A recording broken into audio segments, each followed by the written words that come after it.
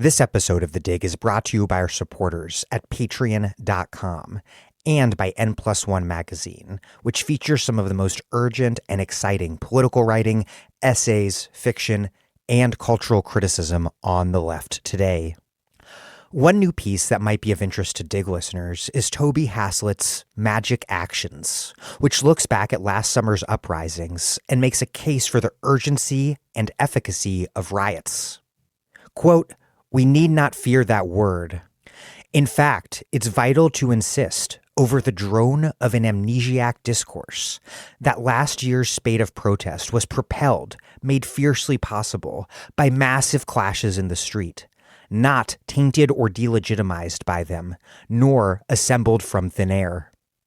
Haslett continues, "Any left that hopes to assemble its flailing forces must find a way to join the two clearest fronts of conflict. On one hand, build class power by wresting benefits from the state. On the other, slay the beast that eats the dark and poor." Dig listeners can take 25% off a yearly print subscription to N+1 at n+1mag.com/thedig. Enter The Dig, one word, at checkout to get 3 issues delivered in the mail, plus full access to 16 years of paywalled essays, reviews, and fiction, all for less than $3 a month. That is nplusonemag.com/thedig.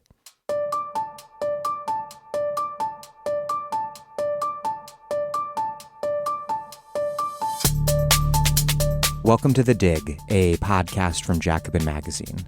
My name is Daniel Denver, and I'm broadcasting from Providence, Rhode Island. Today's episode is my interview with climate journalist Kate Aronoff on her book, Overheated: How Capitalism Broke the Planet and How We Fight Back. At present, we are not on track to cut carbon emissions deeply and rapidly enough to avoid climate catastrophe. But politics as we knew them are up in the air. Old taboos around deficit spending are out the window, and young people are mobilized like never before. So how did U.S. and global climate policy and politics get to their current sorry state, and what is the path forward? Stay tuned for an in-depth discussion. Before we get started, this podcast only happens because those of you who can afford to contribute do so at patreon.com/thedig. We do not paywall anything because we want everyone to be able to listen to everything, regardless of their ability to pay. But we can only afford to do that because those of you who can afford to support us contribute. That's how it works, and I'm very pleased to report that it has so far worked out well. If you depend on The Dig and you can afford to make a contribution at patreon.com/thedig, please take a quick moment to do so. We also have left-wing books, mugs, and tote bags for those of you who contribute at least $10 a month. That's patreon.com/thedig. Okay, here's Kate Aronoff, a staff writer at The New Republic covering climate and energy. She is the author of Overheated: How Capitalism Broke the Planet and How We Fight Back, the co-author of A Planet to Win: Why We Need a Green New Deal, and co-editor of We Own the Future: Democratic Socialism, American Style.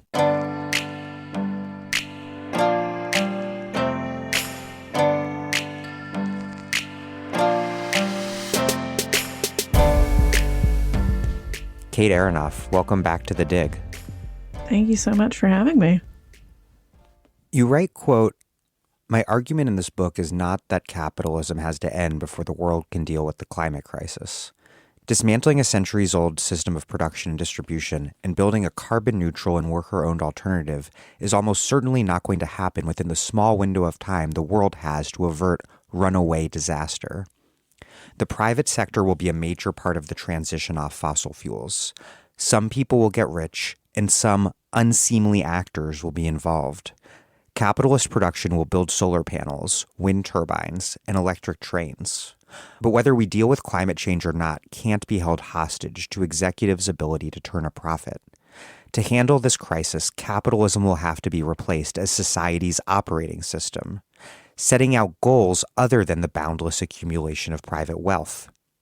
This argument provoked a bit of controversy in the audience a few years back in Chicago when we discussed it on a panel we did at the Socialism Conference. And so maybe we can generate a new round of controversy here. Both of us, of course, would love to live in a socialist world. We've got to continue to fight for one. But why do you think that it's important for people to understand that we need to deal with climate change before we win an entirely new mode of production? And then what's entailed by that conclusion that we need to pursue radical social democratic reforms on the road to socialism? Is this a theory of how radical social democratic reforms can lead to socialism? Or is it just a reality that the fast-ticking climate clock imposes on us? Or is it some of both? I would say it's a reality.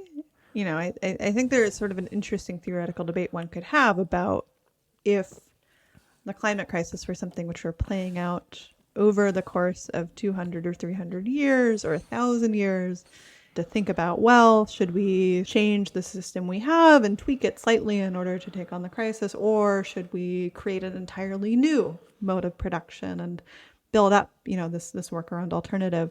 Unfortunately, we just don't have that time. The Intergovernmental Panel on Climate Change, in its 2018 report on 1.5 degrees Celsius, outlines that we have roughly 12 years, right? And that is now roughly 9 years.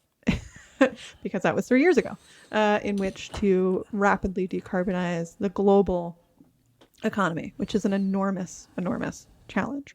And so in order to meet that 12-year window, that ever-shrinking 12-year window, we have to use the productive system in which we live, which, is not my sort of ideal situation. But then again, neither is global warming.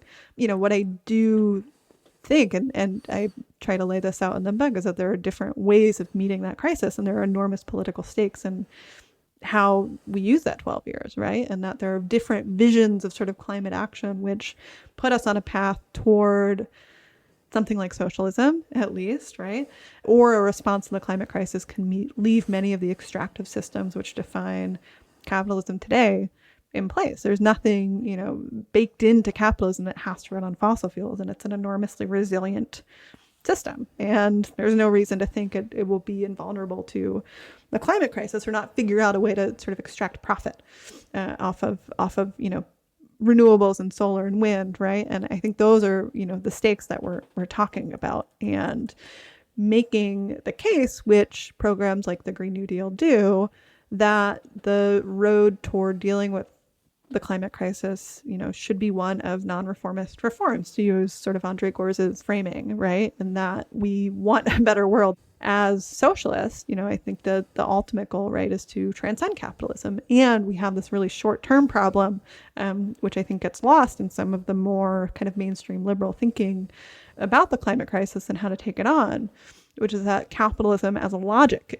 is really incompatible, right, with dealing with the climate crisis, right? Because it has a sort of constant thirst for expansion.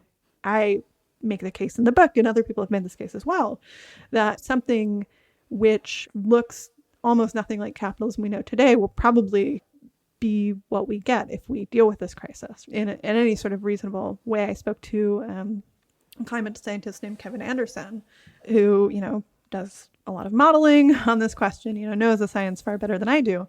And he said, if we deal with this problem, it entails a root and branch change to capitalism as we know it. I don't know whether that looks like any capitalism we would recognize today.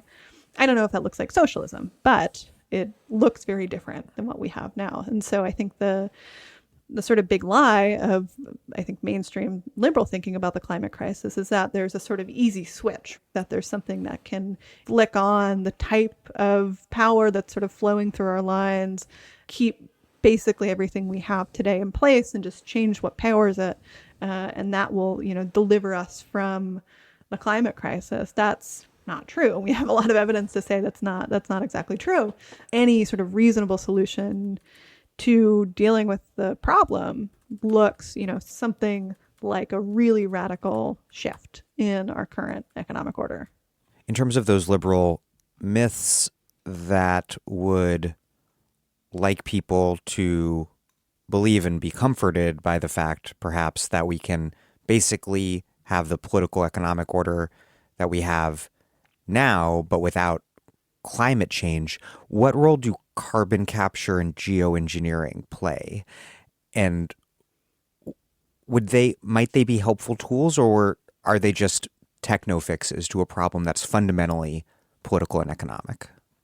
That has been a very controversial question on parts of the climate left. My standpoint on it is that they can be useful tools, more so carbon capture and storage and sequestration. But I think part of the problem is that there is a industry-led conversation about carbon capture happening, which would say that we can keep up business as usual if we just add in a lot of this technology, which doesn't work at scale, and hope that at some point we can, scale it up to levels we've never seen, and which, right now seem sort of unfathomable given the really, really limited use that it has. At the same time, there is almost no climate modeling on a 1.5 degree scenario in particular, where there is no carbon capture, there is no direct air capture, which is another process that sucks carbon directly down from the atmosphere. And so I think, looking and talking to folks about this, that we do need some level of these technologies. And as a socialist, I want those conversations to be had on the left, and to not sort of cede that ground, right, to, people like Occidental Petroleum or ExxonMobil, to determine who owns those technologies, who is profiting off of them, right? Kim Stanley Robinson has written that carbon sequestration should be treated like a public utility, which I think is basically right. If this is so important, if this technology is so needed, which I think there's a case to be made that it is, then why leave it up to companies which have spent decades lying about this problem and misleading the public? You write, quote, "The main barrier to climate action isn't a technological one. The core tools needed to deal with this problem already exist. The problem has been power, and that the people proposing the most workable, reasonable solutions don't have enough of it." You continue, quote, "One of the scarier concepts in the science of global warming has to do with feedback loops, disasters that feed on and exacerbate one another, like California's wildfires in 2020, unleashing 30 million more tons of carbon dioxide that year than the state's power sector. We can harness a different type of feedback loop by prioritizing climate policies that make people's lives better in the short run and grow the power of democratic institutions like labor unions. A Green New Deal can swell the multiracial working class coalition invested in designing and fighting to expand those programs as they scale back emissions and build up a fairer, cleaner economy. And it can create durable electoral majorities that ensure those changes stick for decades to come. What those critics of the Green New Deal have tended to miss is that its policy ambitions are one and the same with its political strategy." To what extent has Biden begun to learn those lessons? He's spending much bigger than Obama. And Obama's model after the financial crisis, of course, was to do spending stimulus under the radar and insufficiently, and then follow it with austerity. And so Biden seems to finally at least recognize that there's a connection, should be obvious, but that there is definitely a connection between policy and politics. But is Biden proposing spending that's big enough to confront the climate crisis? What level of warming is Biden's climate policy on track to send us to? I feel like a lot of different things can be true at the same time of the Biden administration, right? I mean, what we have seen, right, is that Biden came in talking a very big game about climate policy in particular, and we don't have any climate policy. Right now, as we speak, there are talks ongoing between Republicans and Democrats, which are really leaning towards some sort of scary very familiar tropes about bipartisanship being the sort of thing to pursue. I don't think it bodes well, and I don't think Biden deserves a lot of the praise that he's gotten for his climate plans. I do think, I think that can be true, and I do think there are meaningful things that are changing. At least for the COVID stimulus, Biden and his administration were willing to spend a lot of money, right? We're willing to, put up a big package that expanded, albeit temporarily, the social safety net in ways that were critically necessary for the pandemic, things like unemployment insurance and a child tax credit.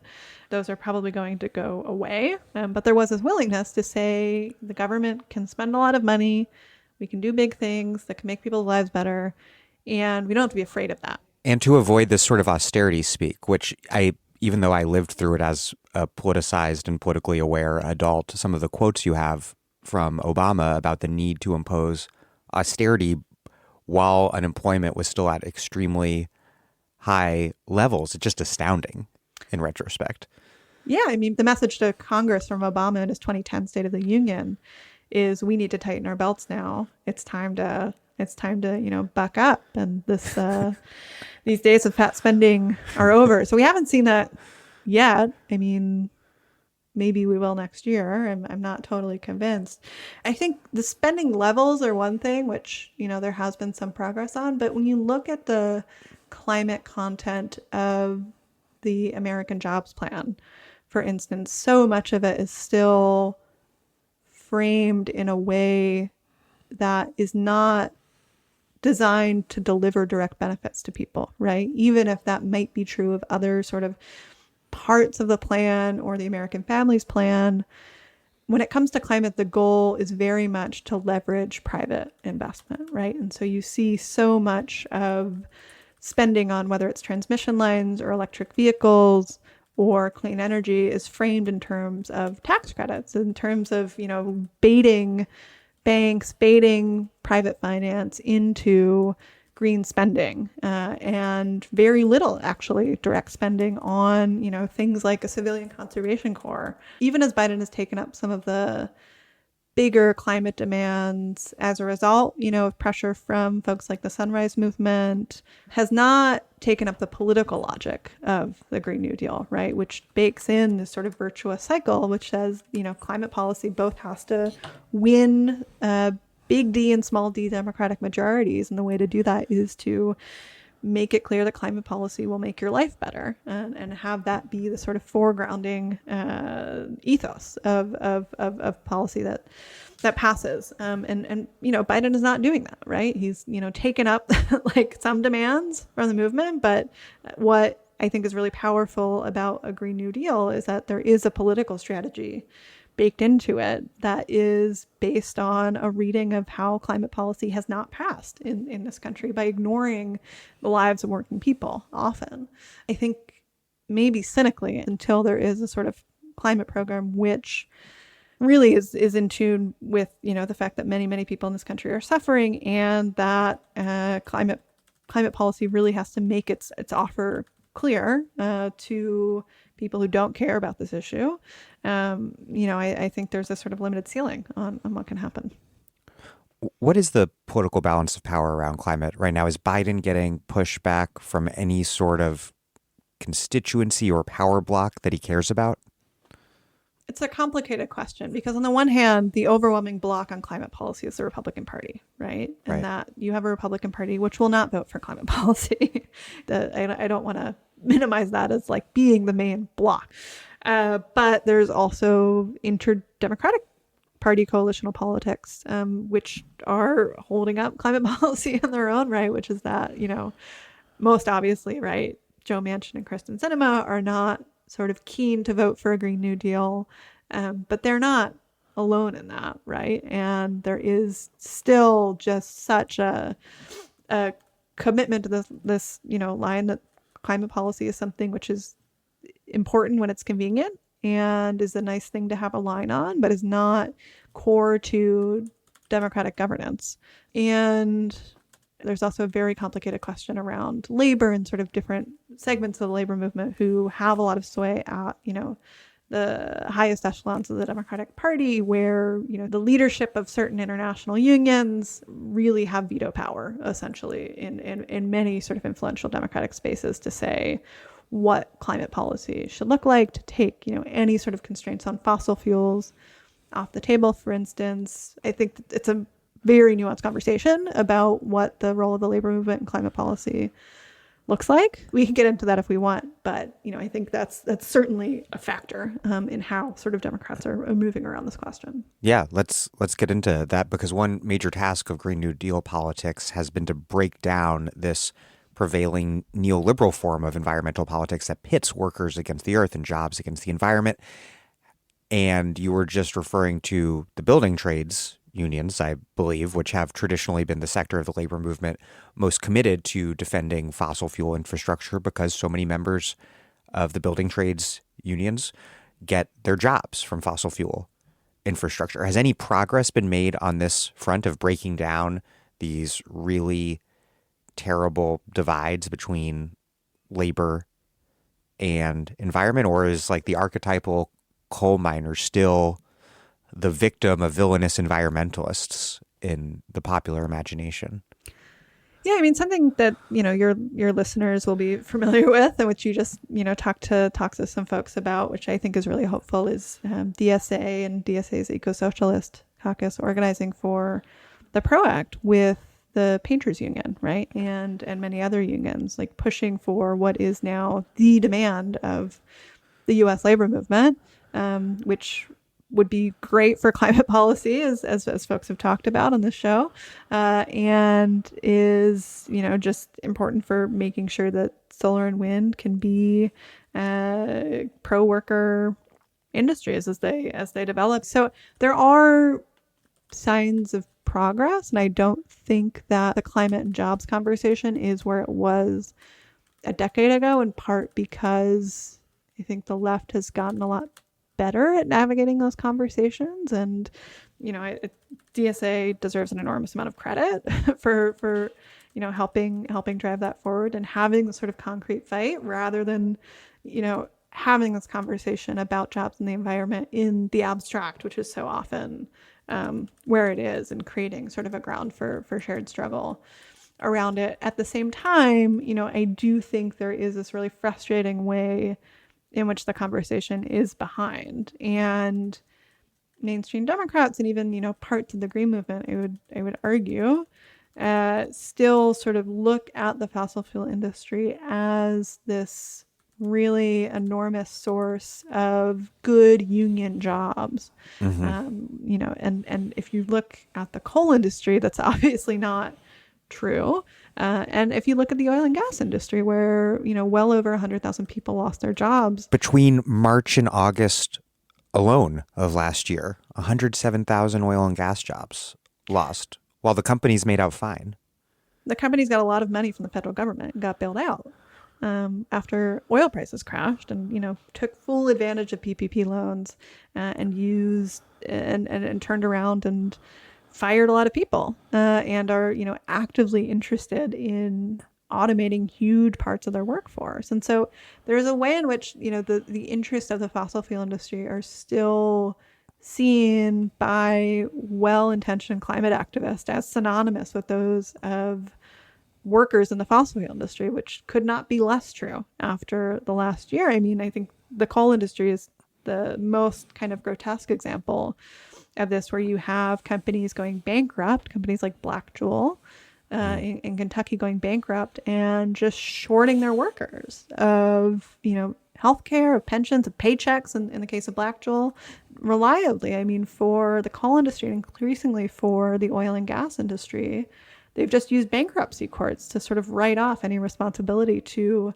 their workers, whether that's through things like remediating mine lands, or things like the Black Lung Healthcare Fund, which, the coal industry has had an obligation to pay into, and has sort of developed these sort of elaborate ways to shut that off. These industries and the executives in particular have no interest in their workers. I mean, the coal industry and the oil and gas industry have been busting their unions for a very, very long time. And so, it's bizarre when that's the case, when, hundreds of thousands of people are being laid off for Democrats to argue in Congress that we want to protect jobs. Which is reaffirming a Republican and fossil fuel friendly framework, which then blames Democrats and environmentalists for destroying those jobs, which are actually, as you write, being destroyed by factors that have nothing to do with environmental policy. Yeah, exactly. And it's just, there are any number of examples of this, unfortunately, of the Democratic Party just swallowing right-wing talking points and spitting them back out to make themselves seem reasonable. To look at the oil and gas industry over the last year, which has gone through such turmoil, is really in a moment of crisis. And to say that everything looks like it did in 2010 is insane. Yeah, you're right. The transition is already happening.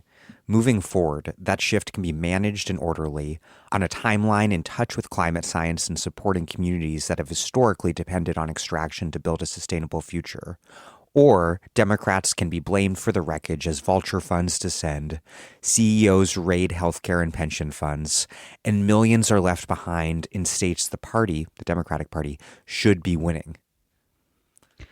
Yeah, and this is in a chapter about nationalizing the fossil fuel industry, which is what I put out as a sort of alternative to that scenario, which is already happening, right? Which is already, allowing bankruptcy courts, allowing fossil fuel executives to throw people under the bus. And if this conversation is not had, in a way that puts things like nationalization on the table, that does really leave the terms of the transition up to fossil fuel executives who are more than happy to abandon whole parts of this country if it's no longer profitable for them. And I think, conversations about climate policy which say, well, why don't we just regulate the fossil fuel industry out of existence?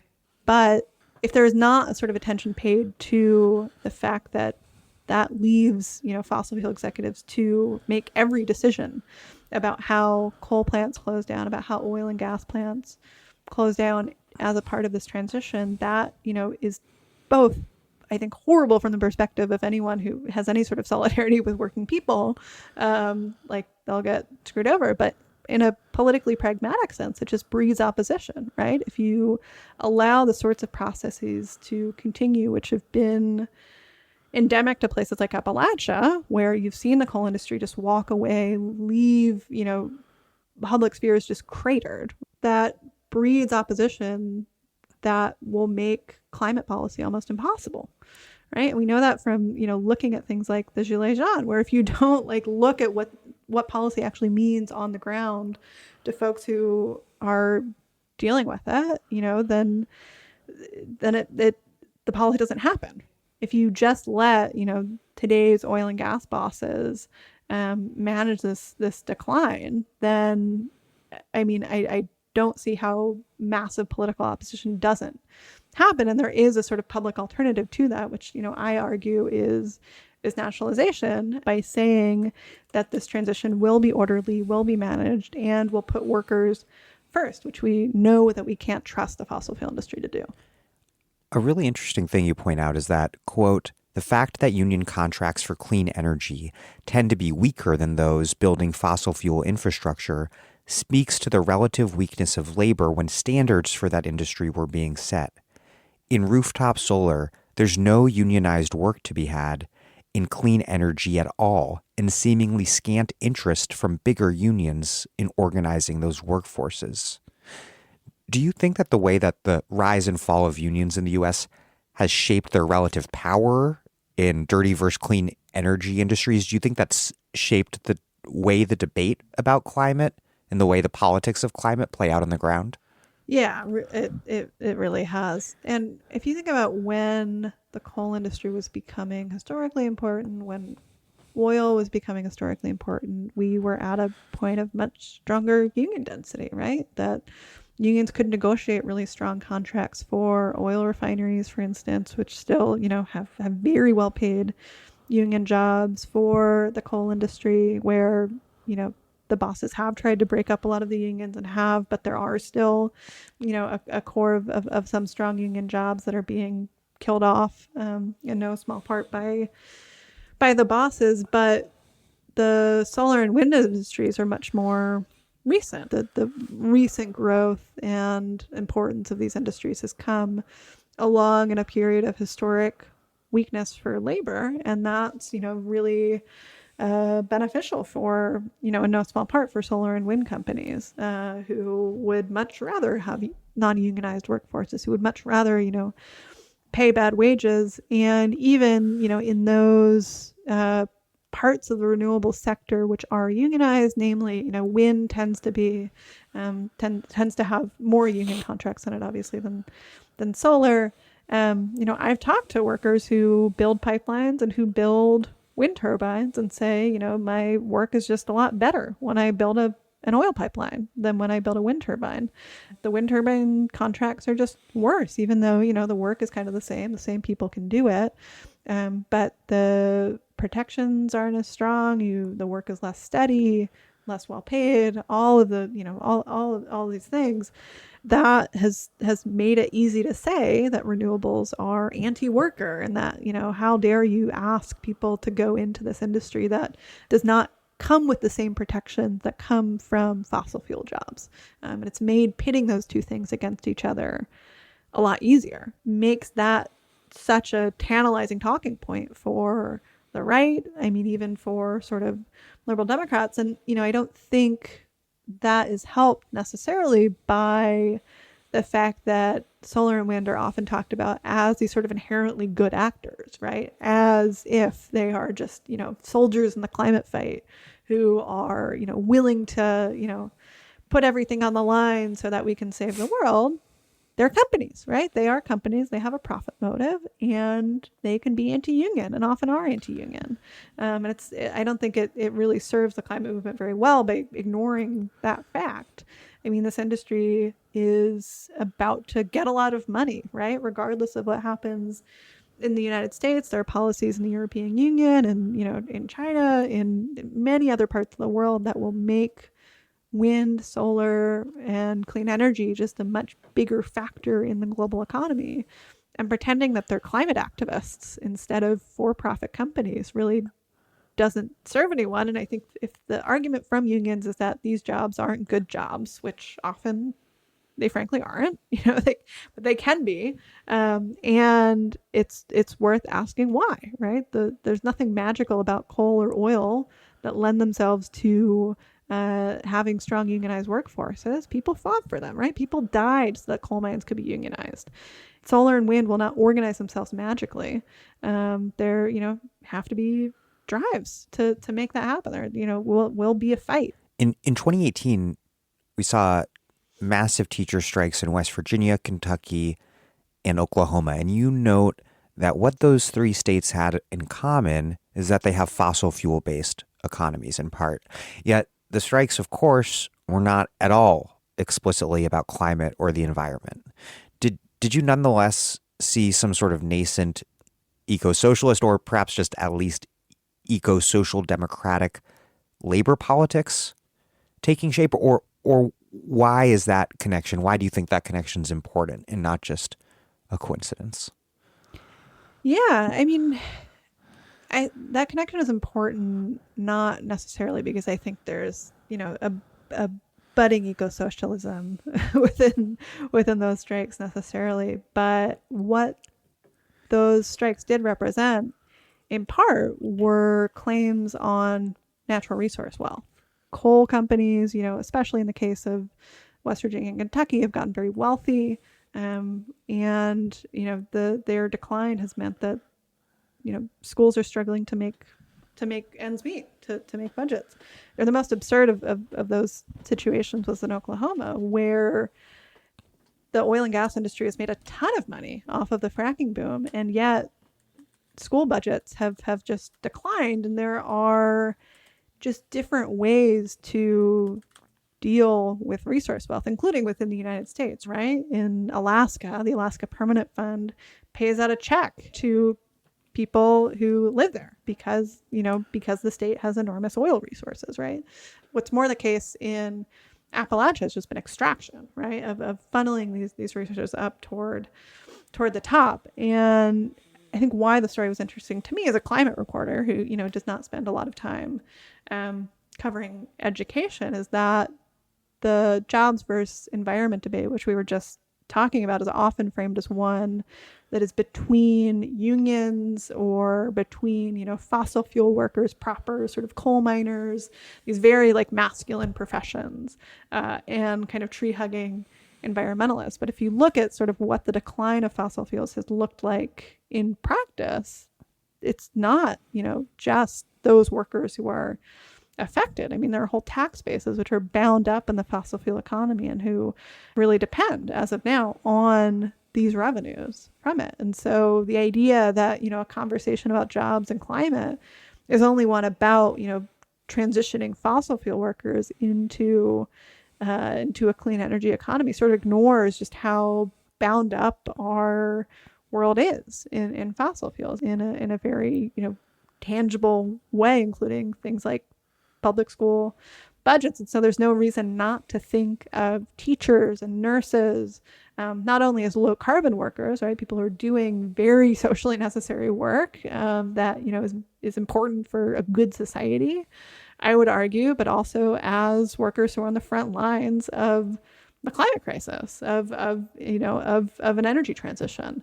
It's not just a matter of transitioning a very small number of extractive sector workers, but the whole sort of community that is built up around these industries. The Green New Deal is fundamentally about using government to democratically redirect what the economy produces. And that includes not only what sort of work people do, but everyone's right to a job. And the notion that people have a right to a job sounds kind of radical today, but the demand for full employment was once very standard in left liberal politics during the long New Deal era. How did that all come to an end under Jimmy Carter, and why do we need to bring full employment back to the political mainstream to address climate change? Yeah, so full employment has historically been a hugely important demand for big parts of the Democratic Party coalition, and is important for climate in part because there's just an enormous amount of work that the private sector does not think are valuable that need to be done. Things like remediating the urban heat island effect in big cities, remediating wetlands, all of this really sort of necessary work that is just very hard to make a profit off of. And something like a federal job guarantee, which has reemerged as a demand in the last several years, can do that work and can say, if we think this sort of thing is important for the government to embark on, to, build trails, to, remake our public sphere on the order of what the New Deal did, there's no reason why we should trust the private sector to do it. And so full employment went from this mainstream liberal demand to, I guess, like a pie in the sky impossibility. And that, you argue, is part of this broader neoliberal political culture, a capitalist realism that takes hold. And you argue that that's actually a far bigger obstacle to dealing with climate change than outright climate denialism. Why? In the book, I'm just trying to think through, why is it that it seems so impossible to deal with the climate crisis in the United States in particular? And the place I sort of land, right, is that, we are living at the tail end of decades of destruction of the labor movement, of left ideas, of social movements. And there's a sort of creative element of neoliberalism that I think is important to sort of understand about injecting these sort of radical ideas about how markets and governments relate to one another. But there's also this really destructive project, right, of trying to destroy the idea that anything else could exist, that there, are any sort of alternate ways of organizing society. I think capitalist realism tries to say that not only is anything else impossible to imagine, but that it's really stupid to imagine it. Stupid and kind of non-serious. Yeah, as if, what we're living in now is so great that any alternative would be, unthinkable. And something that's been sort of interesting watching the Green New Deal, because the climate movement, does not necessarily come out of a socialist organizing tradition, doesn't, have a sort of deep history of utopian thought, is to see the Green New Deal kind of re-inject that into the climate debate to sort of put out a vision for how the world could look better, and, sort of bringing back ideas onto the table like full employment pushed for by the labor movement and Black freedom struggle. These ideas are sort of starting to reemerge, which aren't, in themselves new, but are being fit into this vision of what a low carbon, better society could look like. Republican denialism, though, still does play a role, you write, in facilitating this neoliberal common sense or capitalist realism, in that it has really lowered the bar for what it means for Democrats to be good on climate, so that rejoining the Paris Accords and, of course, following the science, whatever that means, is good enough. And you don't draw false equivalences between Democrats and Republicans, but you do say that overemphasizing those differences obscures some really fundamental things that they have in common that have shaped the bipartisan climate politics for decades. Have Democrats used Republicans as a foil to excuse their own record on climate and to distract us from the fact that both major parties have this shared commitment to a politics, this capitalist realism that makes confronting climate change impossible? Because Biden not doing what's necessary to address climate change, what the science says is necessary, that seems like another form of climate denial. Yeah, I was originally going to call the book The New Denialism, and that's a less sexy title than Overheated, so it got lost. But yeah, I mean, part of the inspiration for writing the book in the first place was seeing how these dynamics work in different places where denialism hasn't been a part of the mainstream conversation, right? Looking at climate politics in Europe and seeing this huge spectrum of proposals for how to deal with the crisis, not just about whether it exists or not. And, also seeing just during the Trump administration, when I did most of the reporting for this book, just how low that bar really was. Not that it hadn't been low before, but when you have, a climate denying president who calls global warming a hoax, saying basically anything that, the science is real, we believe the science, all of these sort of like nonsense, seeing those sort of lauded as, as progress when they're, A, sort of meaningless, and B, don't connect to a really serious sort of policy agenda. And, Democrats have been remarkably uncreative about how to take on this crisis, and have, gotten a lot of credit for doing very little, really just not, looking at the scale of the crisis head on. And that was, what I have tried to do in the book, is really mine the difference between what's on the table politically and kind of the really sort of astounding scale of what's necessary. The fact that climate change is really the terrain on which politics in the 21st century will play out, regardless of how you think about climate change as an issue. It is just a reality for the rest of our lives, for the entirety of human existence, right? Is keeping warming below 1.5 or 2 degrees. That that is an awesome challenge to have to take on. And the idea that a few sort of market tweaks or market mechanisms or, very cautious nudging investments are going to take that on is, what Democrats have been sort of happy to put out for the last several decades, but really, is just, it's a planning challenge, right? And I think that's something that has been uncomfortable for Democrats, especially to talk about for the last 30 years, is to think about, the sort of constructive powers of the state and the government to say, well, if we think these sorts of jobs should be done, then the government can hire people directly to do them.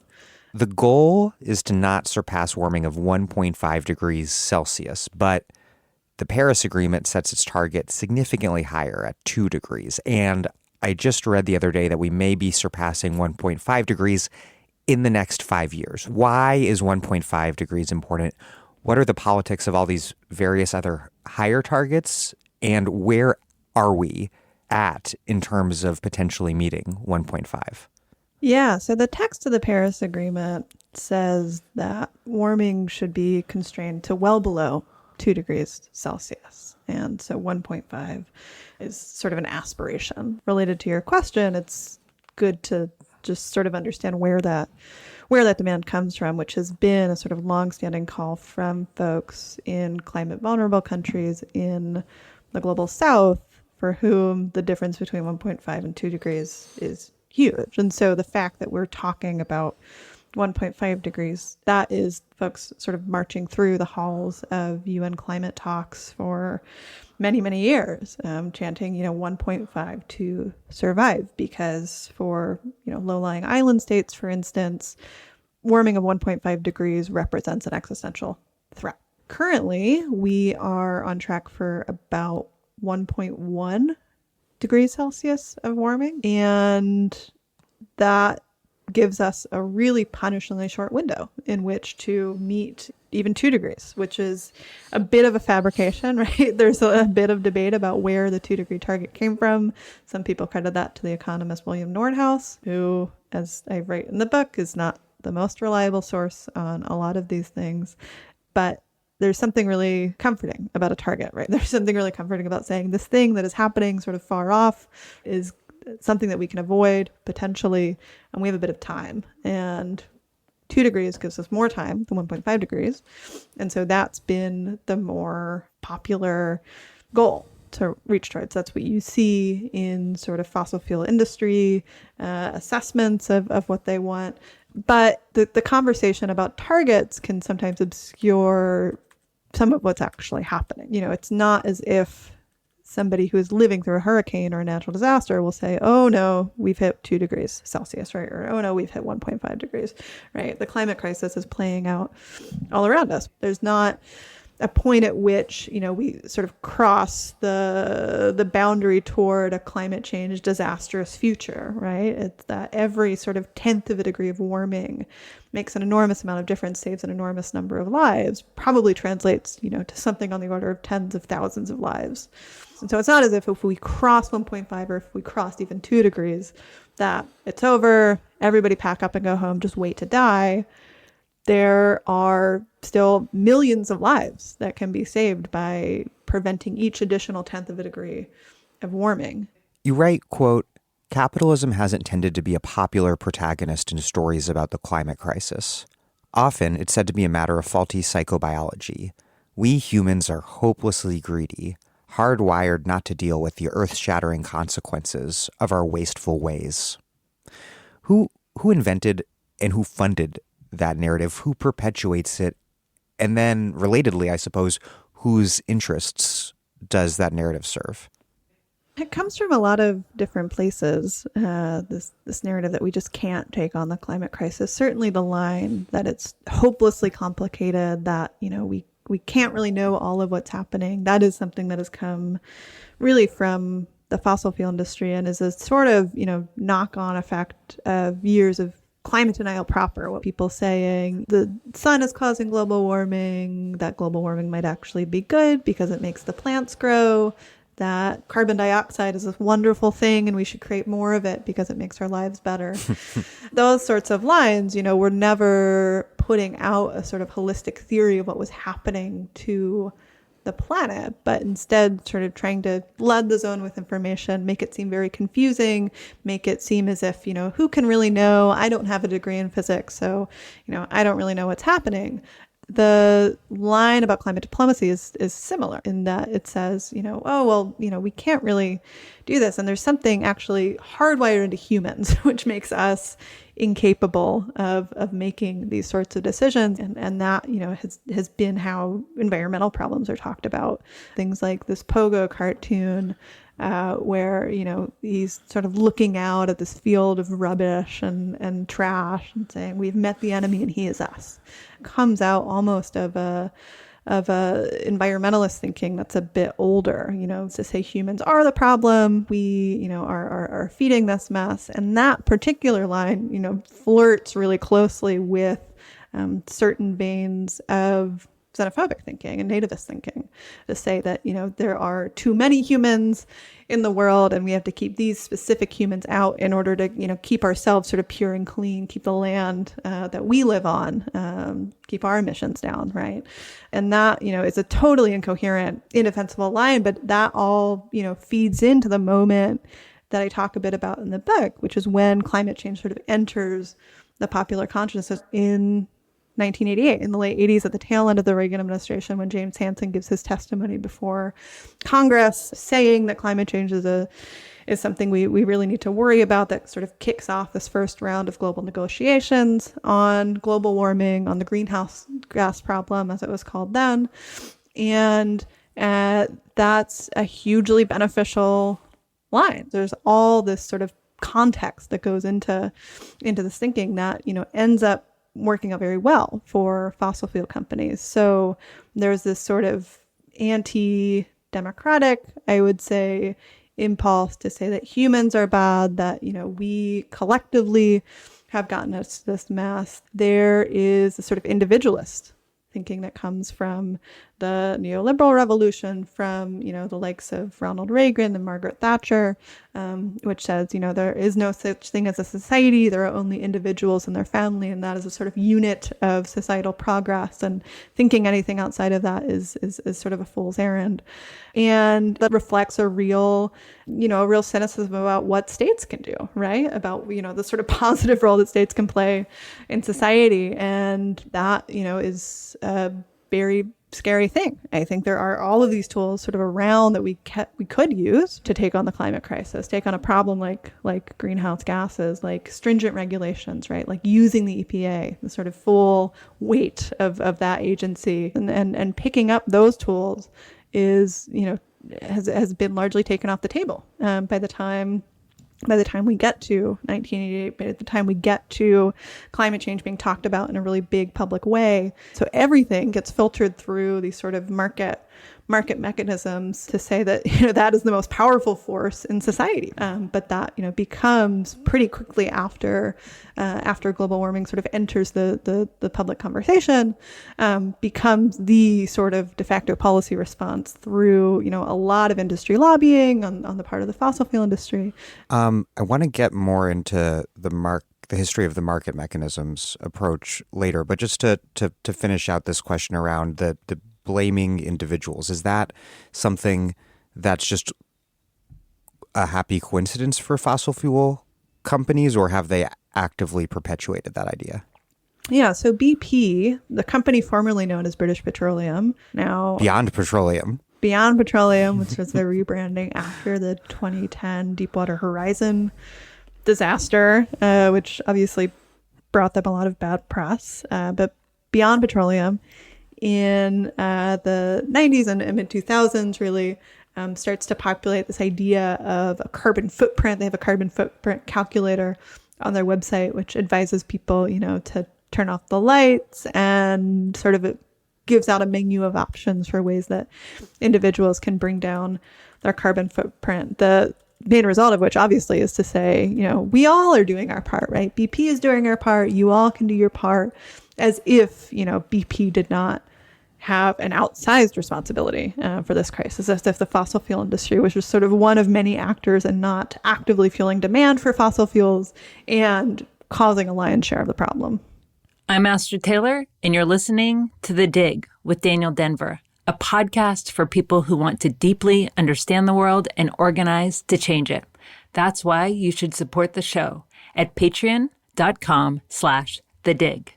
This episode of The Dig, like every episode of The Dig, is produced in partnership with Jacobin Magazine. Jacobin is an incredible publication, and you've probably seen a lot of what they've published online. But they also have a really beautiful print magazine. It comes out quarterly and has well over 100 pages packed with illustrations, infographics, and some of the best graphic design in the country. Dig listeners can join 50,000 Jacobin subscribers developing socialist political thought and debate for just $15 a year. $15 gets you an entire year of Jacobin in print and access to the magazine's entire back catalog. If you've never subscribed to Jacobin before, you can access this deal by going to bit.ly/digjacobin, all lowercase. That's bit.ly/digjacobin, bit.ly/digjacobin, all lowercase. You write, quote, "The best estimates hold that warming could displace anywhere between 25 million and 1 billion people. Border and immigration policies, in other words, are climate policies, and efforts to restrict access to temperate parts of the world will be a defining political issue of the next century.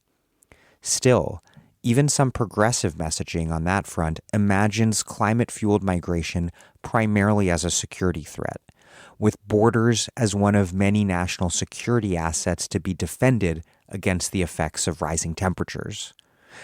There's a lot, that's an important point, and there's a lot to think through here. And I think it's not only that border and immigration policies are climate policies, but also that border and immigration politics are climate politics. Not so much because of eco-fascism yet, because I think in the US, at least, it's a fairly minor phenomenon for now, but because the entire spectacle of border control and anti-immigrant politics mystifies the true nature of the crisis at hand. In this case, the climate crisis, also the crisis in U.S. empire, also the crisis in global neoliberal capitalism, mystifies a lot of crises by reifying a false, constructed crisis at the border. And it makes it seem as though nationalism and racism, rather than internationalism and solidarity, are the solutions to the problems that we face. But in Europe, right-wing politicians have folded the climate crisis into their pre-existing reactionary politics to make a case for ever more hardened borders. What has happened there, and do you think it could happen here? The framing of this conversation is really different in Europe, in part because climate denial has not been a through line of right-wing politics in the same way that it has in the US. I mean, it's Republican Party doctrine that maybe climate change is real, but we're not going to do anything about it. Whatever. Well, that's really not the case for right-wing parties in Europe, including the far right. There are huge majorities there which want to see climate action, but who do not have commitments to a pluralistic and multiracial society. In fact, in some cases, quite the opposite. And so you get leaders in the National Rally in France, for instance, saying borders are the environment's greatest ally. I mean, there's huge public support for something like climate action. And once the question is not, is climate change real or not, you get to have that debate within the existing political spectrum as to how to deal with it. And so on the right, the way that European far-right parties have articulated that is to say we need to protect ourselves from climate migrants. I do think it's worth noting that it's not only the far right, which is talking about that. The Social Democrats in Denmark have, run really sort of xenophobic campaigns and passed aggressively racist policies against Muslim folks in particular. And we'll turn around and say that they're committed to taking on the climate crisis, right? That is just a very different political environment than we are in the United States. And I don't know how influential a far-right environmentalism will be in the United States. I think there are strains of it that are really scary. But I do think we can very comfortably say that the far right and the Republican Party itself is already writing climate policy by making borders much more militarized and by empowering agencies like ICE to come and rip people from their homes who, whether or not there's a legal designation that they are climate migrants, if they are fleeing a drought or a natural disaster in Central America, what does the legal definition really mean in that case? Let's talk about the apotheosis of bipartisan market mechanism climate change policy all the way back a decade plus ago to the 2009 cap and trade legislation under Obama and its total failure, which you write a lot of fascinating stuff about. You write, quote, "There's a comic book version of how climate policy failed in the U.S., in which diabolical fossil-fueled billionaire villains call on their trusty henchmen in the GOP to swoop in and snatch away the country's best chance for climate action. There's plenty of truth to that tale, but identifying the hero isn't nearly so cut and dry. A decade ago, Democrats controlled every branch of government and, for a time, seemed poised to pass legislation that would curb emissions and build a clean energy economy. Corporate meddling wasn't the only thing that torpedoed climate legislation in 2010. Neither was it only big donors who cost Democrats all three branches of government over the next decade. You continue, quote, having bought into right-wing nostrums about the dangers of regulation and the superhuman powers of the market, Democrats and Big Green eagerly treated the fossil fuel industry as a good faith ally in the climate fight, regardless of the industry's material interests and activities, which would keep driving greenhouse gas emissions up and ward off the threat any reasonable climate policy would pose to it. I didn't know about the details of this history, particularly this alliance between big oil and big green mainstream environmentalists that guided and then ultimately doomed climate legislation under Obama. What happened, and why did mainstream environmentalists think that fossil fuel companies could be their partners in passing climate legislation? Yeah, so the passage you quoted there is talking about this thing called the U.S. Climate Action Partnership, which gets going just before the Obama administration and is looking to pass cap and trade legislation. Going in, there had been this sort of success story or perceived success story around how the U.S. dealt with acid rain through a cap and trade program, through these amendments to the Clean Air Act. And that was seen as this model, right, that could be used to take on any number of environmental challenges. And so before Obama takes office, there is this kind of slew of bills from both Republicans and Democrats for some sort of carbon pricing, a lot of them around cap and trade.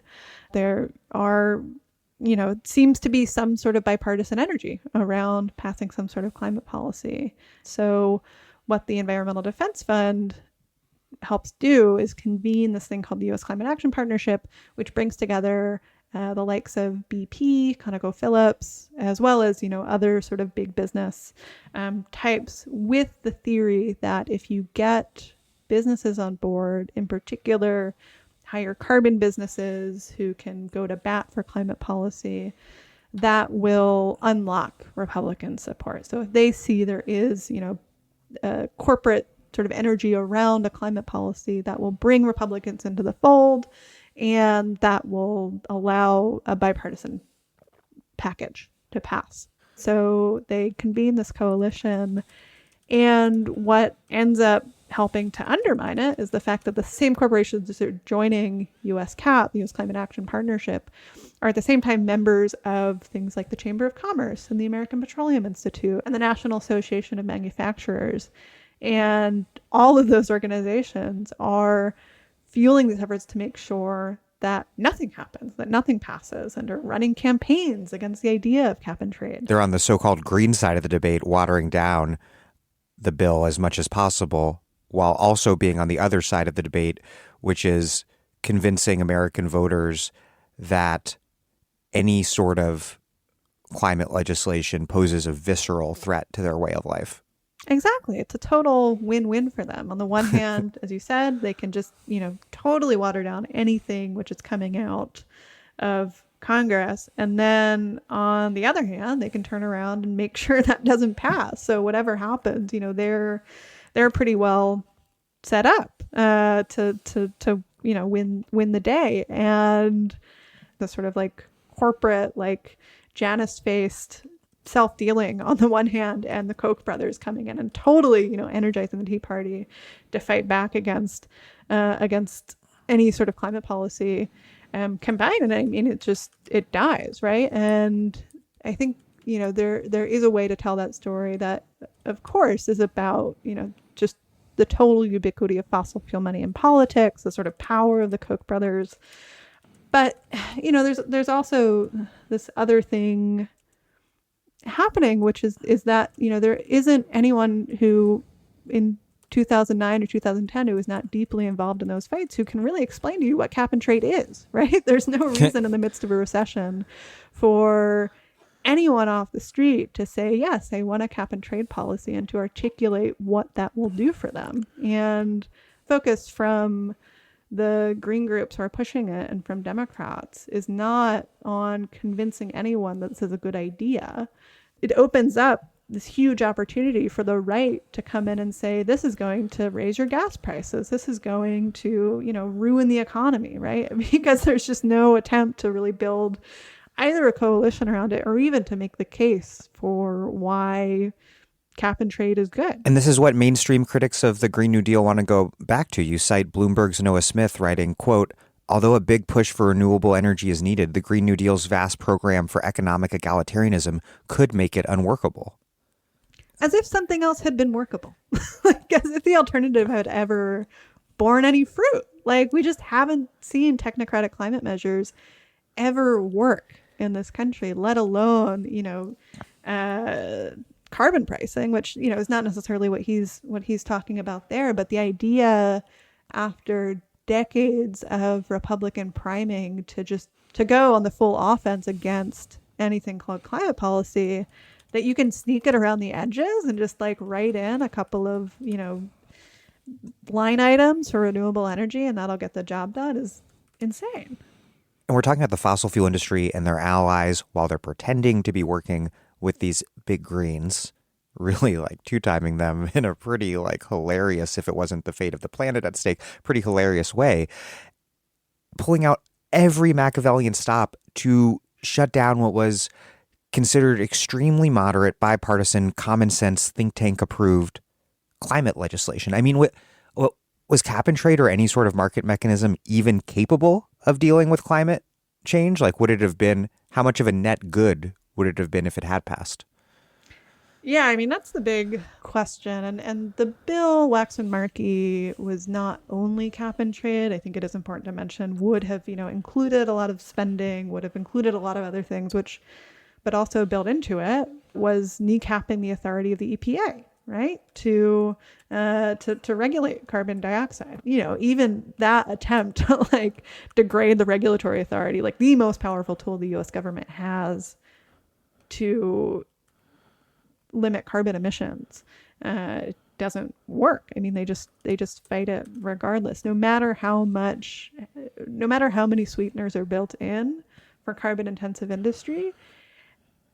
They fight it. There's an interesting bit in Christopher Leonard's book that I'll mention just briefly, Cokeland, where he says that, the Coke Industries had people study the effects of Waxman-Markey before they decided to mount this really aggressive campaign against it, and actually found that they would make money off of it. What they didn't like was that there were, other industries who would get a better deal out of it, that their, refinery business would be impacted. If the politics around climate change are going to be so intense, are going to be so pitched in the way that we just know that they will be, why then try to negotiate with a party, with industries that have no interest in passing anything? Why just go groveling to them? I mean, fossil fuels, if I remember correctly from your book, fossil fuel companies attacked cap and trade in part by arguing that a carbon tax would be a better option. But then just 3 years ago in 2018, those same companies spent tens of millions of dollars to successfully convince voters to reject a modest carbon tax referendum from passing in Washington state. So in that case, BP, which for years has said they support carbon pricing, that they support a carbon tax, a global carbon tax, along with companies like ExxonMobil and other oil majors, just goes ballistic against a very, very modest carbon price in Washington state in 2018. I mean, I think that's, a big lesson of the book, right? Is that anything, no matter how modest, no matter how tailor-made it is to please industry, is going to just face total wrath from industries whose entire business model is structured around digging up and burning more fossil fuels. You write, quote, "There's no secret long-term vision for what the world will look like in 30 or 300 years. Just a series of mostly disconnected schemes for how to make as much money as possible at any particular point in the stratigraphic record. Why can't capitalists understand that their commitment to fossil fuels is undermining the conditions for their own profitability in the future? Or is it actually not threatening their future profitability? Is that what's going on? And then why can't the state, the entity that's supposed to be acting as the executive committee of the bourgeoisie, why isn't the state during this moment of capitalism able to figure out those big picture questions that individual capitalists obviously cannot? How should we think about how fossil fuel companies and companies in general, how their material interests are or are not being articulated through politics right now? Yeah, on the first point, I mean, so there's been a shift, I would say, in the last couple of years.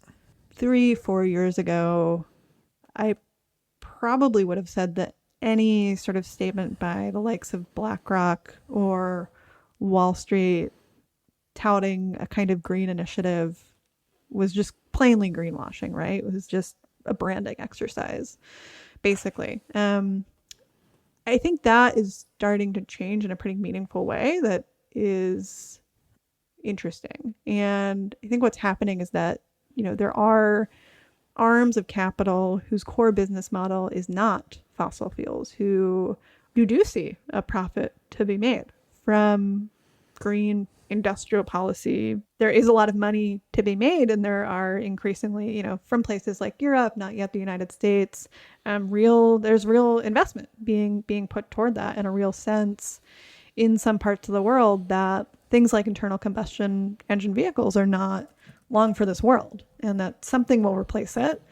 And if you're a company like BlackRock, who represents in some sense the entire economy, why would you have this sort of strange attachment to an industry which is not doing very well? If profit's the bottom line, then you should be somewhat agnostic to how that profit's made if you're a good capitalist. Yeah, exactly. And I think that's what's what's happening more and more, is that the commitment to a fossil fuel economy is not as central to capital writ large as it was, 15 years ago. There's a sort of agnosticism, right, about what fuels the economy. And I think that's an interesting question for socialists, on a sort of political strategy level, right? Like, what arms of capital are the enemies in this fight, which are sort of there and can be abided by. And it's helpful, arguably, to not have the entirety of the capitalist class sort of arrayed against anything called climate action. I mean, to be kind of blunt about it. I think that's probably not something socialists would want. But capitalism is a massively resilient system, right? And there's no contradiction between a clean energy economy and extraction. In fact, in some cases, quite the opposite, as Theory of Frankis has written about at great length. Recently, BlackRock backed a number of activist shareholders who won a hard-fought effort to elect dissident members to ExxonMobil's board. What's the significance of that election, and will it do any good? Yeah, I mean, getting right to the heart of the murky politics of this weird shift happening among capitalists on the climate crisis question. I mean, BlackRock for a while has tried to market itself as being a climate hero. And in practice, what that's mostly looked like so far has been to offer a few kind of niche funds that are ESG, that have kind of green characteristics, in addition to what makes them most of their money, which are these big, passively managed funds, which just invest, undiscerningly in the big index funds, and do not, take out fossil fuels, will not, make any sort of exclusions for coal, oil, or gas, are just, entirely run by an algorithm, right? And so that has been called out by activists, both here and in Europe, as being pretty transparent greenwashing. And BlackRock has come under a lot of pressure by people saying you are a massive stakeholder in some of the biggest fossil fuel companies on Earth. And until very recently, I mean, until this sort of recent vote, had just supported, what fossil fuel industry executives supported their board choices, and them coming out and supporting this sort of activist shareholder push at Exxon is in some ways new. I mean, I think it augurs really well, right, for the climate movement. It shows a sort of strength of the climate movement and helping push the conversation such that shareholders in ExxonMobil feel compelled to push for something on the inside of the company. I'm skeptical that it gets us very far. The only thing that made me hopeful at all was the fact that ExxonMobil opposed it so staunchly. Right. The fact that it made them mad was like the main upshot of that story. But I mean, if you think in like the medium to long term, what I think about is what is the goal? Is the goal a green ExxonMobil? Is the goal in ExxonMobil which invests more in renewables and that takes an increasing stake of wind and solar power? Do we want ExxonMobil to be successful in the long run? And I would say no. So in that sense, I think I'm a bit of an accelerationist when it comes to the fossil fuel industry, which is that these sorts of shareholder pushes, which I think, in some cases can have really well-intentioned roots, are setting them up for more success in the long term. I don't think the goal should be to make ExxonMobil sustainable, which I think in some level is probably just impossible, right? Their entire business model is to dig up and burn as much oil and gas as possible. That's not about to change. And they've misled the public about the existence of climate change. They've, are just phenomenally bad actors who have their teeth in our political system in a really awful way that degrades democracy, are bad actors in every sense of the word. We can't really understand the economic situation and prospects for oil and natural gas companies without looking at the just massive amount of state support they have and continue to receive. And you write a lot about this. You write that natural gas only became economically viable because of the low interest rates that followed the 2007 crash. And you write that they have stepped in, the U.S. government has stepped in time and again to rescue the industry, including in 2016 when Obama, the liberal saint, ended a long-standing ban on fossil fuel exports.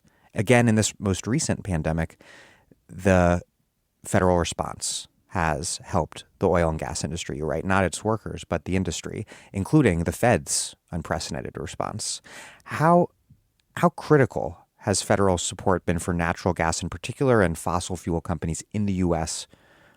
more generally? And then what does that history of government support, or just huge government support, what does it tell us about how state power might be wielded as a progressive force to shut down the industry? Yeah, I think it's important to understand the fossil fuel industry in the United States, as being very strange in that it's dominated by private actors rather than state-run companies, which is the case in most major fossil fuel producers on Earth. And it's kind of a public-private partnership and has been for as long as the fossil fuel industry has existed. And one of the big myths that the industry likes to tell about itself and about something like the shale revolution after the last recession is that they had innovated this new technology which made it possible to access new oil and gas reserves and bring the United States energy independence and create jobs. And it's a really, heroic tale about innovation, when in reality, and Bethany McLean has a great book on this. It's a creature of finance, right? The technology for fracking had been around for a long time before the shale revolution happened. What made the difference was Wall Street having a lot of cash to throw around and throw at it. And that cash being sort of greased by an enormous number of federal subsidies, which make oil and gas a very good deal. So it's not true that industry just innovated their way toward a fracking renaissance, but that the US government picked a winner, right? It picked a winner in the fossil fuel industry and, has been doing that for a very long time. And the line that industry likes to say is that it would be such a betrayal of free market principles if wind and solar were to receive generous subsidies and we're not on a level playing field, which ignores, the enormous amount of subsidies that the fossil fuel industry gets. So it's not a matter of directing just new state support toward solar and wind and clean energy and electric vehicles or mass transit or any of these things, but redirecting the enormous amount of state support that already flows in to the companies that are killing us. I mean, the IMF has estimated that the fossil fuel industry collects something on the order of $5.1 trillion globally in subsidies. And what does it look like to redirect the sorts of industrial policy, the sorts of subsidies and funding gone to make those industries possible, right? They would not exist if it were not for state support. We've talked a lot about domestic policy, but global warming, of course, is a global thing, and it cannot be confronted without multilateral coordination between carbon-emitting states everywhere. But unfortunately, the forum for achieving this very, very necessary multilateral coordination has been the United Nations Climate Change Conferences, or COPs.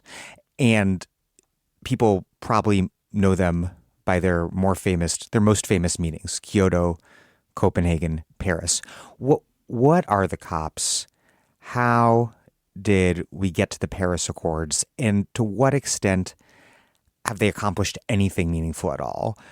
I'll start by talking a bit about the COPs, which stands for Conference of Parties. Those are parties to the United Nations Framework Conventions on Climate Change. That process sort of got its start most officially at the Rio Earth Summit in 1992, which sort of set up this framework, the Framework Conventions on Climate Change, for world governments to discuss how to take on the climate crisis in a coordinated and multilateral way. And for the first several years of its existence was sort of driving toward this thing called the Kyoto Protocol, which the Clinton administration signed on to and became the bête noire of one of the earlier sort of climate denying formations called the Global Climate Coalition, sort of convened by the National Association of Manufacturers and a number of kind of right-wing think tanks that I'm sure listeners will recognize, like the Heritage Foundation and the Heartland Institute, and all these groups sort of come to bear and are fighting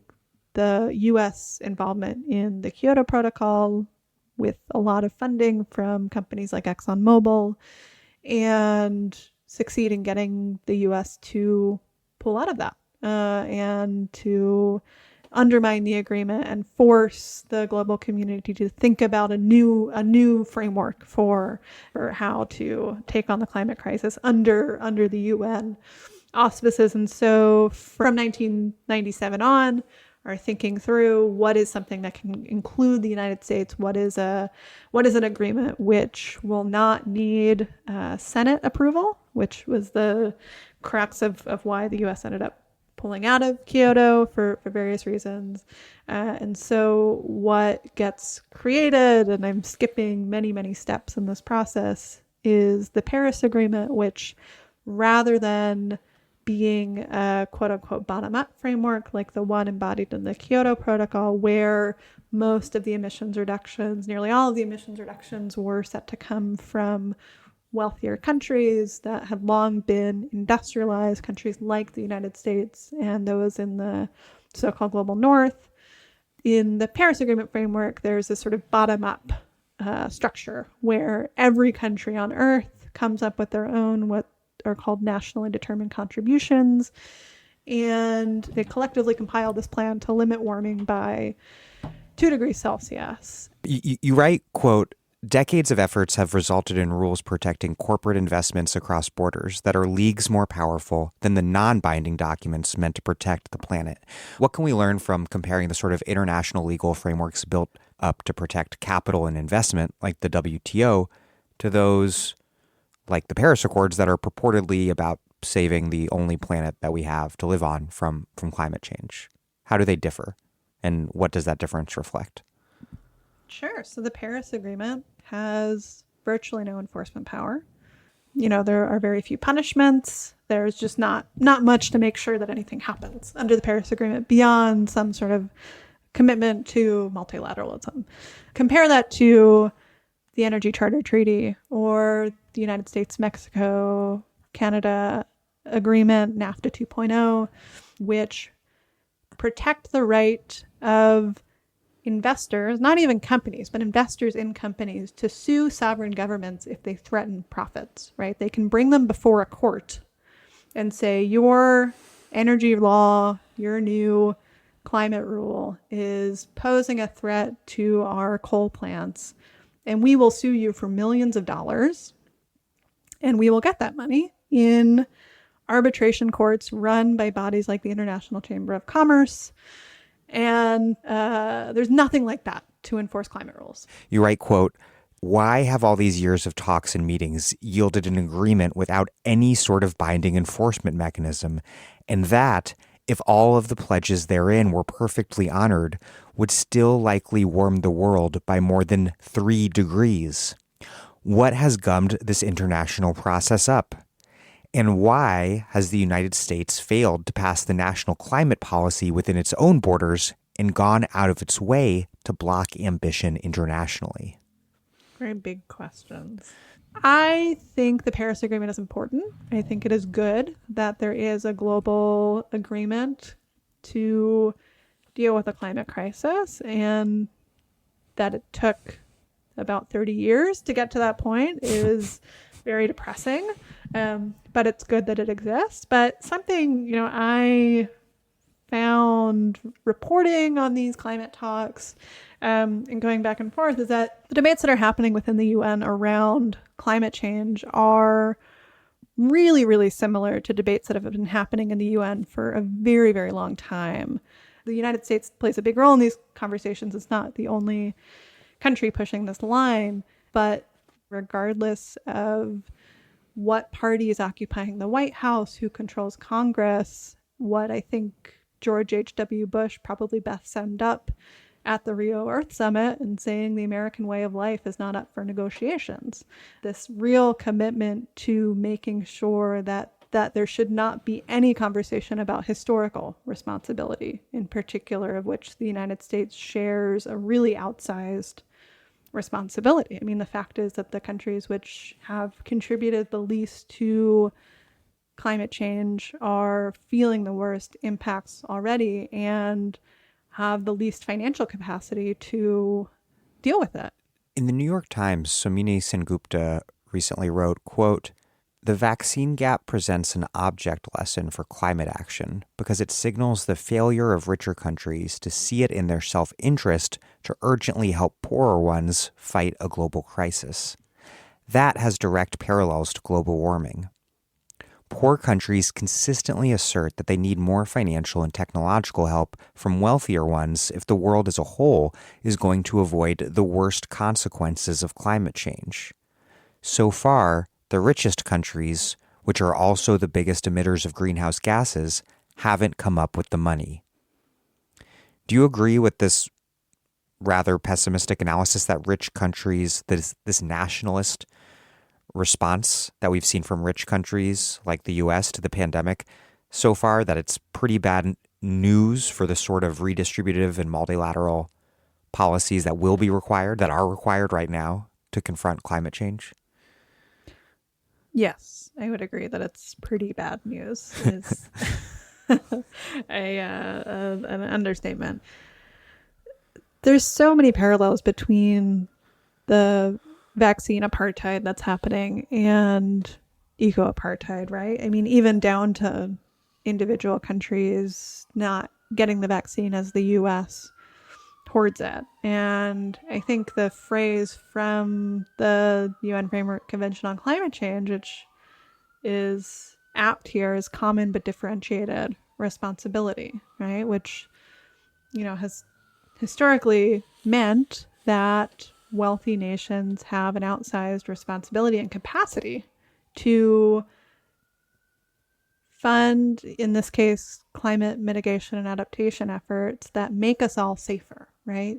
Making sure that it is not a better option for countries that are electrifying to use coal power or to extract new oil reserves is a real collective responsibility, right? We are all better off if developing countries are not locking in 30 to 40 more years of coal-fired power plants. Just to underline that, the U.S. is insisting on an approach that denies the global South an opportunity to use fossil fuels in the same way that wealthy countries did to develop, because the only other way to do it is to compensate them for not using fossil fuels to develop and give them an alternative way to develop. So it's not just unjust, it makes dealing with climate change globally a non-starter.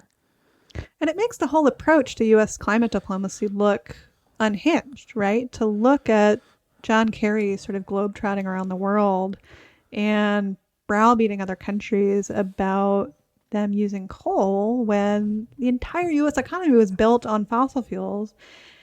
And it's one thing to do that with any sort of substantive commitment to making solar power accessible. You could imagine some sort of alternate reality in which the Biden administration is offering something like a Marshall Plan, but there's nothing on offer. There's just very little money on the table, period, to make that happen. And so to have the U.S. approach be to shame other countries for developing in the way that it has, I mean, it makes no sense, for one, but it's also just bad politics to end that up. And there isn't really an answer to that question that doesn't involve thinking about debt relief, that doesn't involve thinking about the ways in which the world order is really structured to accumulate wealth at the top. I mean, it's impossible for other countries to make a transition to a clean energy economy if there isn't some sort of global redistribution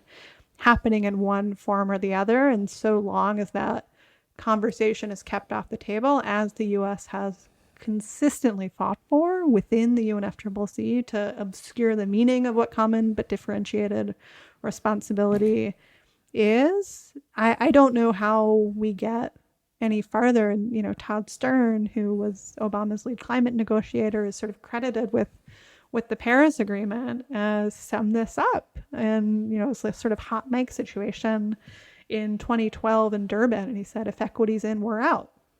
And that defines a lot about how we're dealing with the vaccine, how we're dealing with the climate crisis, how we think about, international finance. That has been the sort of bipartisan approach to climate diplomacy, is if equity's in, we're out.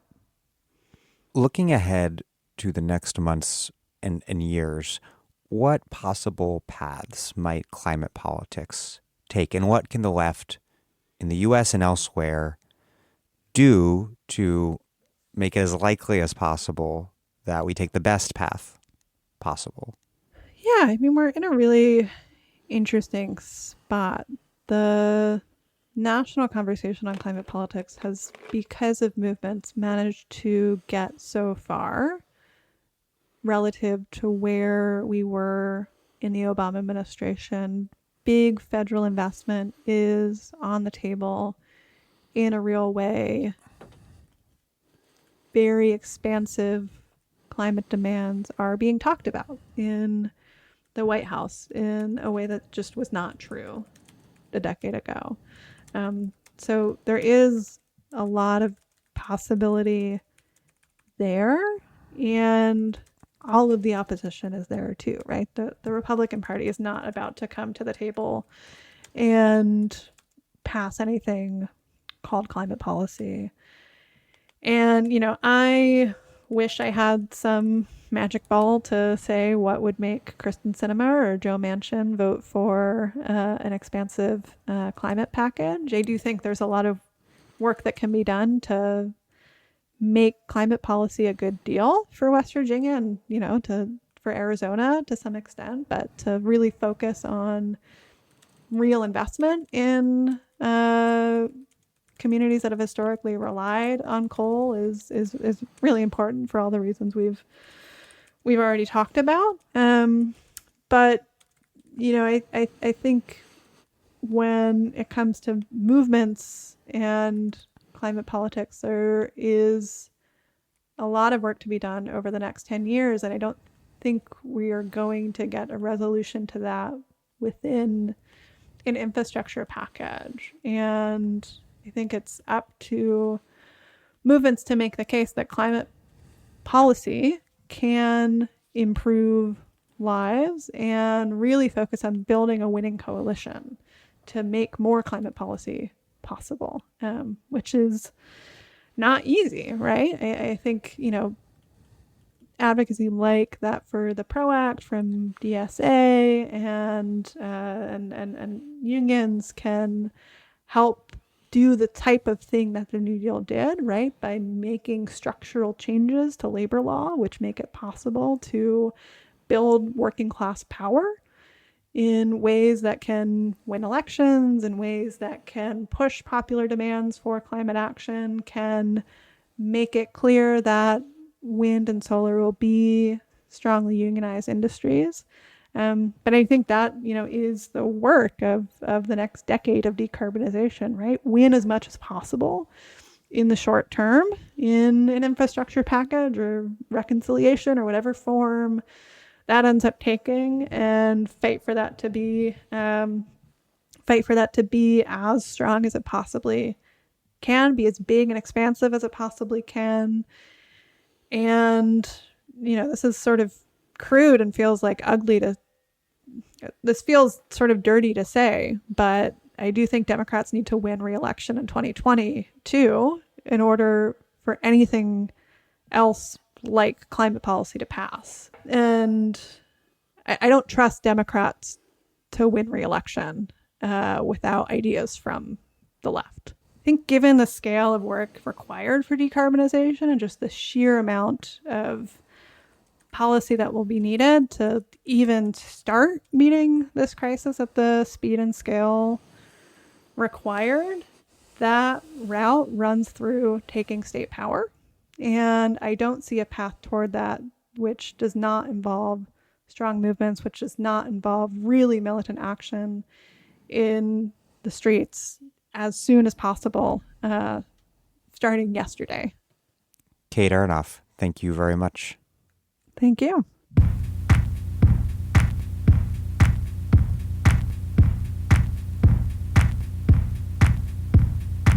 Kate Aronoff is a staff writer at The New Republic covering climate and energy, and the author of Overheated: How Capitalism Broke the Planet. Thank you for listening to The Dig from Jacobin Magazine. As Marx once said, after noting that capitalist production develops technology and the combining together of various processes into a social whole only by sapping the original sources of all wealth, the soil and the worker. While other podcasts have only interpreted the world in various ways, our point is to change it. We are posting new episodes every week. The Dig was produced by Alex Lewis, and this episode was edited by Alex Hainsworth. Music by Jeffrey Brodsky. Our communications coordinator is Izzy Olive. Our senior advisor is Theo Riofrancos. Check out our vast archives at thedigradio.com. Every single interview from the archives, organized by topic and by guest. Follow us on Twitter at The Dig Radio, same on Facebook, and please do find us wherever you get podcasts, and subscribe. If it's on iTunes or wherever else, please leave us a friendly review. Those reviews help introduce us to new listeners, but what really and truly does that is you telling other people about the show, why you listen to it, why they should listen to it. Please make propaganda for us, and do find us at patreon.com/thedig and make a monthly contribution to help keep this operation up and running strong. Even a few bucks is huge.